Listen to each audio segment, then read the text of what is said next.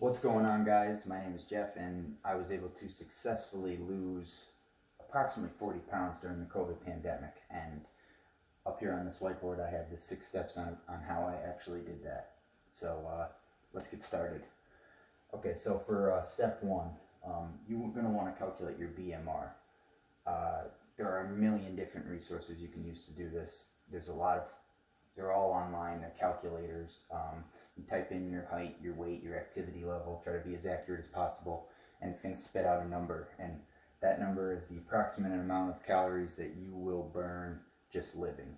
So once you figure out that number, go here to step two. You're going to want to eat 200 to 500 calories below that number for about 5 to 6 days of the week. And then for step three, for the other 1 to 2 days, you're going to want to eat at that number or slightly above. The reason for this is because you're going to be losing most of your weight during these 5 to 6 days up here. I'll circle them. And these 2 days are basically so you stick with the diet.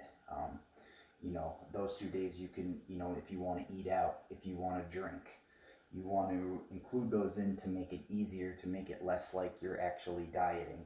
Not only that, but there's some evidence that says that eating at your maintenance calories during a diet will help to give that metabolism a little bit of a spike for long-term goals and long-term success. Step number 4, you want to get at least 10K steps a day. This is a big one. I know there are people out there with office jobs and this is hard. You could do a brisk walk in the morning. You could do a walk in the afternoon. You got to get your 10K steps a day. This will help burn an additional anywhere from 300 to 500 calories in the day. That's enough to make a difference for maintaining that 1 to 2 pound per week as you slowly lose the weight off. And not only that, you'll feel a lot better. Anytime I get 10K steps a day, I sleep better. The other thing about doing 10K steps a day is it's relatively easy and it doesn't spike your hunger. So you're able to still maintain that caloric deficit while still burning the extra calories each day. Step 5, this one is not as important, but I still incorporated it in my routine. Body weight and HIIT training 2 to 3 days a week. When I say body weight, I mean I would do, 100, 150 push-ups each day. Whether you want to split those up in the morning or the night. And for HIIT training, I was basically limited to jump rope, burpees, and these are just little things to help you burn a couple additional calories throughout the day. Kind of get you tired, get your heart rate going. Could potentially burn more calories for the next couple hours if you get a good jump rope session in. So, and finally, the last step that I took was hit your protein goals. So you're going to be counting your calories. I didn't count any carbs or fats during this diet. I didn't care about them at all. I did count protein. Protein's essential for one. Your body has a bigger thermogenic effect of burning calories, trying to process protein. 2, protein helps you keep lean muscle mass during a cut.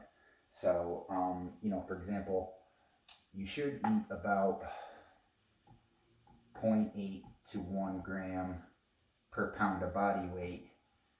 This was hard. I was 217 when I started my cut. Eating 217 grams of protein is very difficult. I basically tried to aim for 150 to 170, and it worked for me. But yeah, besides that, these 6 steps, they really worked for me. I would stress patience. It took a long time for it to start coming off, but once it did, you start getting addicted to it. It starts getting easier to do this stuff behind you. One more bonus step that I didn't put on here: you have to check your weight every single day. So purchase a scale and check your weight at the same time every single day. Whether that's the morning or the afternoon, because there are times if you eat a lot of salt the day before, you might be trending to losing weight during the week, but then you might spike a day up. It's not a linear line, weight loss. It's more like, here, I'll draw it up here for you.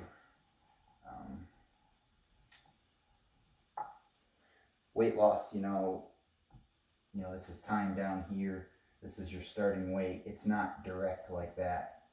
Realistically, weight loss is more like,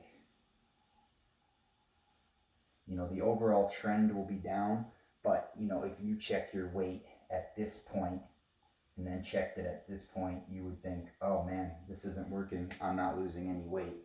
And this is why it's important to check it every day at the same time. I did it in the morning because you'll start to notice the overall trend going down. But that's all I got for you guys. Thanks for watching.